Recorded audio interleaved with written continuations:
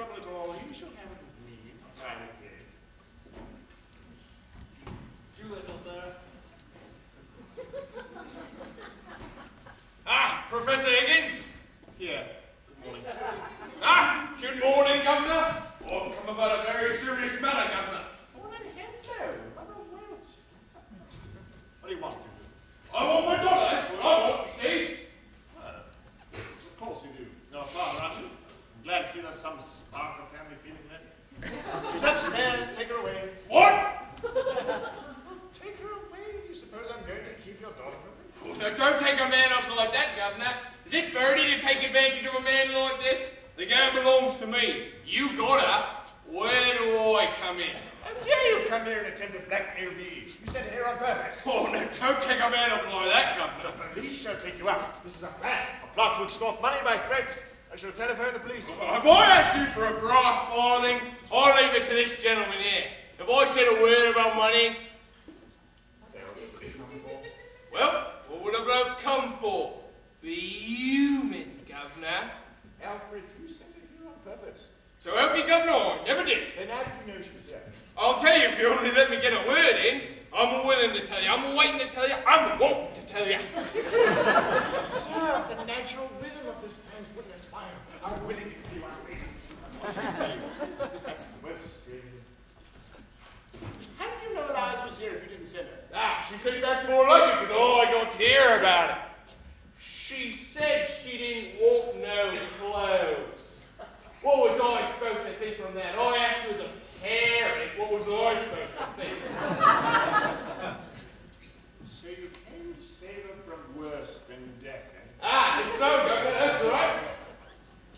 Miss Pierce, Eliza's father has come to take her away. Give her to her. Ah, now wait a minute, Governor, wait a minute. You and me's men of the world, ain't we? Oh, men of the world, are we? Very well, Miss Pierce, you'd better go. So indeed, sir. Governor, I've taken a sort of fancy to you, and if you want the girl that badly, I'm not so set on having her back home again. But what I might be open to is an arrangement. All I ask is my rights as a father, and you're the last man alive to expect me to let her go for nothing. For I can see you want a straight sword, Governor. Well, what's £5 to you and what's Eliza to me? I think you ought to know, Doolittle, that Mr. Higgins's intentions are entirely honorable. Well, of course they are, Governor. If I thought there wasn't, I'd ask for 50.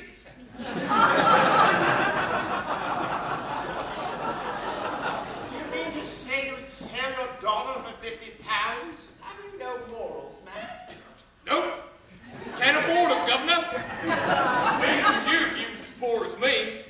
Well, not gonna mean any harm, mind ya.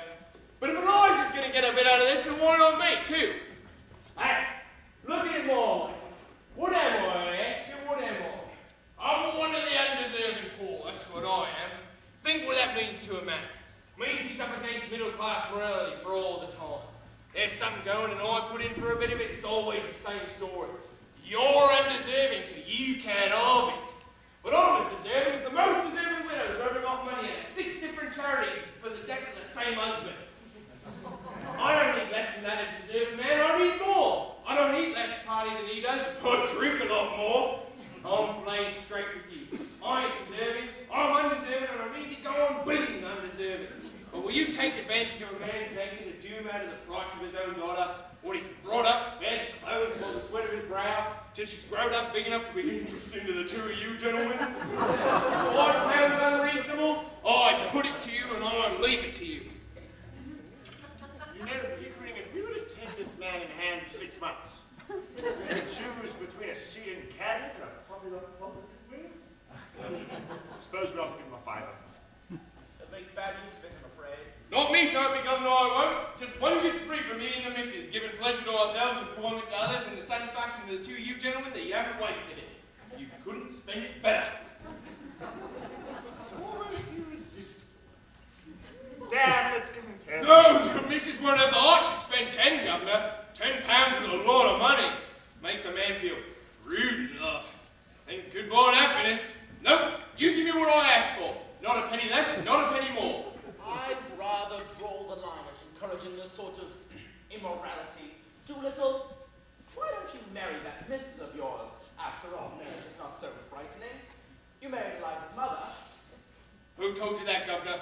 Well, nobody told me. I just sort of... Pickering, I think if we listen to this man any longer, we won't have any convictions left. Thank you, Governor. I won't. Beg your pardon, miss. I won't say those ruddy vowels one more time.